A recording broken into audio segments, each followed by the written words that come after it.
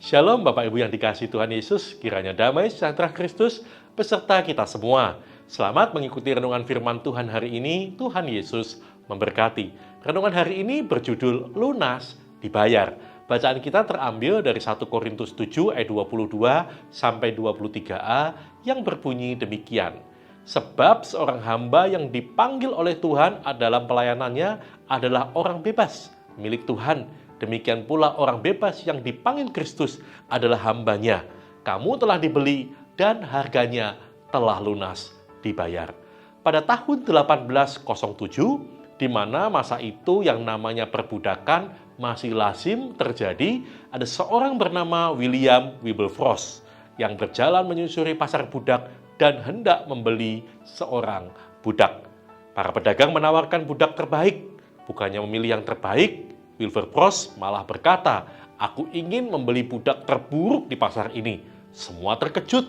Namun ada seorang pedagang budak yang dengan segera mengajukan budaknya yang tidak pernah disukai oleh calon pembeli. Budak itu berwajah garang, berkelakuan buruk, selalu mengumpat, bahkan pernah meludahi calon pembeli. Dengan mantap, Wilberforce memilihnya. Sesampainya mereka di rumah, budak itu terus memaki, mengumpat, bahkan mengancam akan memporak-porandakan rumah tersebut. Namun dengan tenang, Wilberforce malah menyodorkan sebuah surat. "Ini surat pembebasanmu. Sekarang kamu orang merdeka," katanya. Betapa girangnya budak itu, ia pun segera berlari keluar dari rumah itu. Ini adalah kali pertama dalam hidupnya ia menjadi orang yang benar-benar merdeka. Ia berlari ke sana kemari dengan perasaan yang begitu gembira.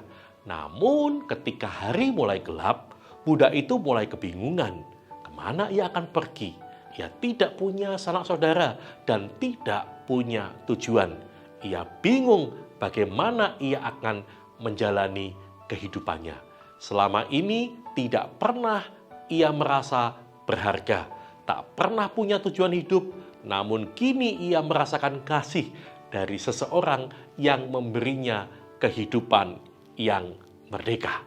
Maka ia kembali ke rumah William Wilberforce dan berkata, "Tuan, Anda telah membeli saya dengan lunas. Sekarang izinkan saya melayani Anda di rumah ini seumur hidup saya." Bapak, Ibu, dan saudara sekalian, pada zaman Rasul Paulus, orang masih hidup dalam zaman perbudakan. Tidak sedikit orang yang hidup sebagai budak menerima Yesus Kristus.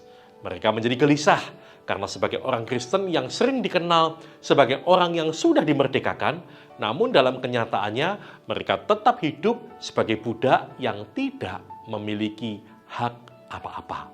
Paulus berkata, "Jangan gelisah hatimu, karena engkau merupakan orang yang bebas di dalam Kristus." Jadi mereka tidak perlu berkecil hati, sekalipun dia seorang hamba, namun tindakan dan pikirannya harus sebagai orang yang telah dibebaskan oleh Kristus. Tugasnya bisa tetap sebagai pelayan atau hamba, tetapi statusnya merupakan orang yang telah dimerdekakan oleh Kristus. Karena itu cara berpikir dan cara bertindak harus seperti cara yang dikehendaki oleh Kristus. Mereka harus lebih takut kepada Kristus daripada kepada majikannya. Mereka harus lebih takut kepada Tuhannya daripada kepada tuannya. Pada saat yang bersamaan, Paulus juga mengingatkan para tuan atau orang bebas. Sekalipun mereka merupakan orang bebas, namun mereka tidak dapat bertindak sesukanya. Karena mereka juga merupakan seorang hamba di dalam Tuhan.